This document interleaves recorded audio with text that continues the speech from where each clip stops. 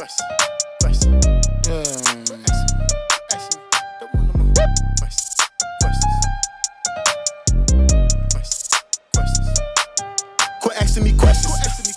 I know you, but we ain't friends. Hey folks, caught it on my glasses.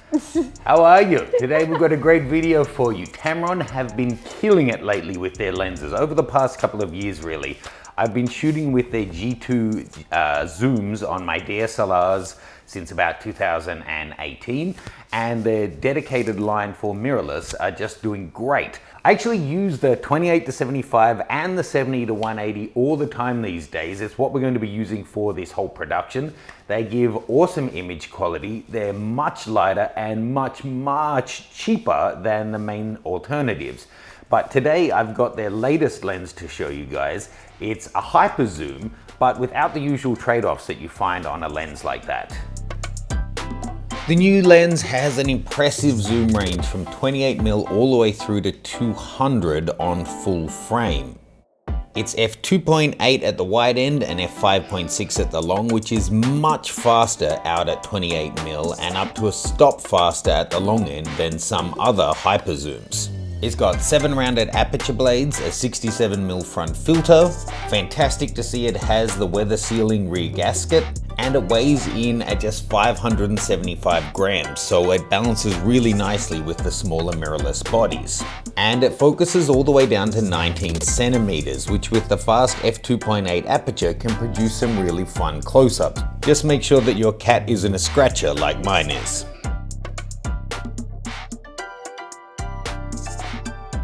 And this is it. So Tamron sent me this guy out early and they're sponsoring this video so that we can show you what this lens is capable of. I'm really gonna put it through its paces. So we've got this incredible house for the day. So we're going to shoot indoors, outdoors, soft light, hard light, using available light and adding off-camera flash to the scene to show you the kind of performance that we can get from this lens at both the wide and the long ends. So let's start off with this beautiful window light. Yeah. Hey. Yeah. Oh, you shenanigans. Put your feet back out a little. Perfect. Turn your head this way.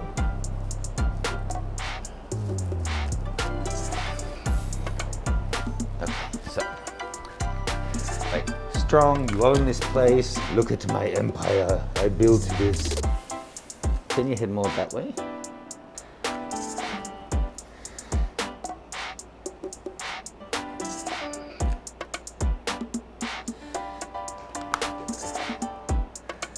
Oh, cute. Can you put both feet up on the couch? Let me just turn off the AC. I'm sorry, but I need it off to talk. So that's a real advantage of shooting with a zoom lens over a prime, that you have that flexibility. It's not that you can't get these results with a prime, and I'm not looking to reopen the zooms versus primes debate. I use both and I love both. But just then I took shots at 28, 35, 50, 70, 105, 135 and 200. Moving back, I was able to get different shots. And if I had 6 or whatever it was different primes, great. But having it all in one lens is really handy. Coming in at 28mm, getting the wide shot with this great window and seeing all of the light sources is a nice shot. Stepping back, minimizing the frame, you know, get to about 70 and then you might realize, there's a big air conditioner in the background, not as big as we need for this space, but big and not that pretty.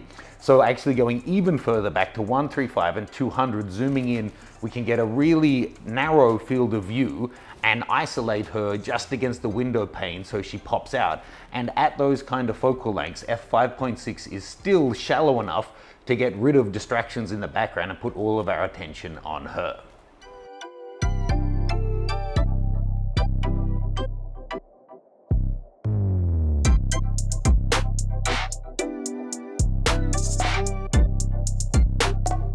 Okay, so let's use our little bucket of ice water to give you the Beyonce. So either right in the middle is good for the wind, but I want you a little bit more side on. So if you scoot your butt more towards that window, feet up.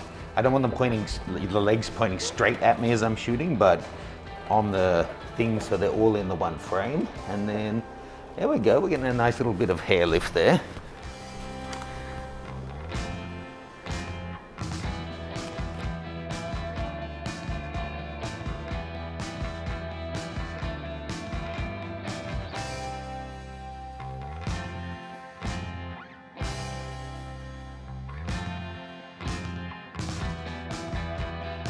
And from this way, again, stepping back.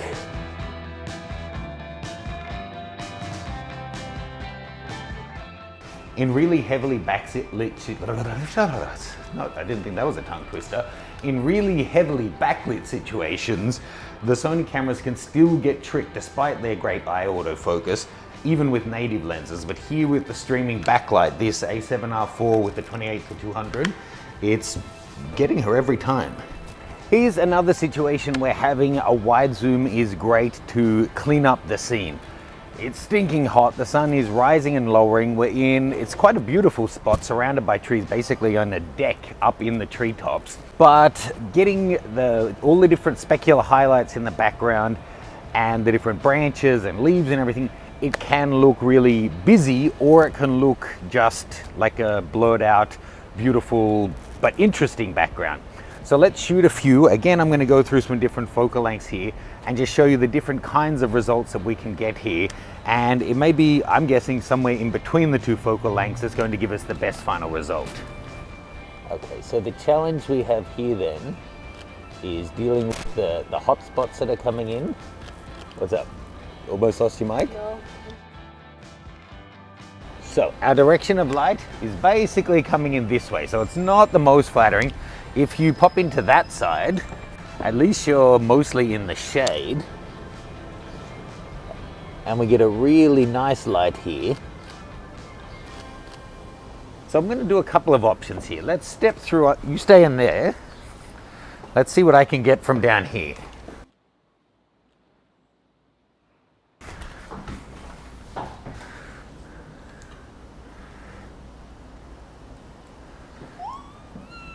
It's just the tree. It was a bug. It was a tree. Definitely just the tree. Just go right into the corner, lean back, lean back. There you go. Here we get a really nice light on your face. So here's the whole messy scene. There we go. And as we go further in, so we've got the foliage in the foreground. I can get a lot of that out by going to portrait orientation. Oh, there's no bugs. There you go. That's a perfect position for your head. Looking terrified. Yeah. Yeah. It was like this close. Hey. Yeah. I like that shit, but that bounce. I like that. Love. Marvelous boy, I'm flex. Sports little nigga. There ain't no question. Ain't about paper, then you being redirected. Okay. Now, let's make use of the wide end of the lens by using this great staircase. The house is beautiful and ornate, and right now there's really nice light coming from upstairs down onto, what do you like, a Marcel or something? The whole point of a mime is that their face is so expressive. You could be like, you got to convey sadness. You speak? You're a cheat! So what we're going to do here is use those natural pools of light, shoot through the banisters, and then augment it. Because whilst it may look really bright in here, we're filming at the moment at like f3.5 on the 28-75mm lens and the 70-180 at 1/60th of a second, and we're still up at like ISO 2000. So I'm going to need a fair bit of light if I want to get my ISO down. So we'll do a couple of shots just with the available light, and then a couple where I'll add this in to give us a lot more oomph. So I shot some variations here with Steph through the banisters, different focal lengths and different apertures to get different overall looks to the shots. First of all, with just that natural light and then adding in the flash. Actually, we added in 2 flashes at one stage, and you can really see the difference in the results once you add in that extra flash. Now, that isn't a lens issue, it's to do with the sensor performance at those given ISOs. Okay, how far apart are we? Good, no holding hands, no touching hands, good. Okay, so we're currently at about 55mm focal length with the 4K crop. I want to show you really what this can do in terms of the zoom going from 28 to 200 and how you can turn a really cluttered background into just a beautiful tunnel of light on this kind of ordinary street. Oh, thanks. Okay, I'm behind the camera now. Hi, oh look, I'm so much bigger than you. Hump. So, strike a pose, there's nothing to it, Vogue. Dun, dun, dun, dun, dun. Yeah, just keep doing that. So this is 28mm, and you can see very ordinary street. I'll get you to turn body facing into the park to our onlookers. How you doing? Oh, thank you. Thank you, I've been working out. Now let's zoom right in on you. Oh, there we go, see? And this is the perfect lens for when you find beautiful women in the park who just spontaneously want to join your video. Now, I think you have your work cut out for you now, Steph. Good luck, but let's try it.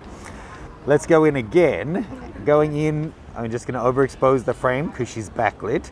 As we go in, keep it on me, Steph. Keep those smiles at me. And going into 200mm, just look what we can do to the background there. Beautiful. You often think that at f5.6 you're not going to get a shallow enough depth of field, but you actually really can. At this kind of a focal length, it's not that hard. And another thing you want to keep in mind is that when you're doing a tight headshot, you don't really want to be down at a really wide open f number like f2.8 anyway. You're not going to get the full face. Show me some. Show me. Show me some. Show me. Show me some. Show me.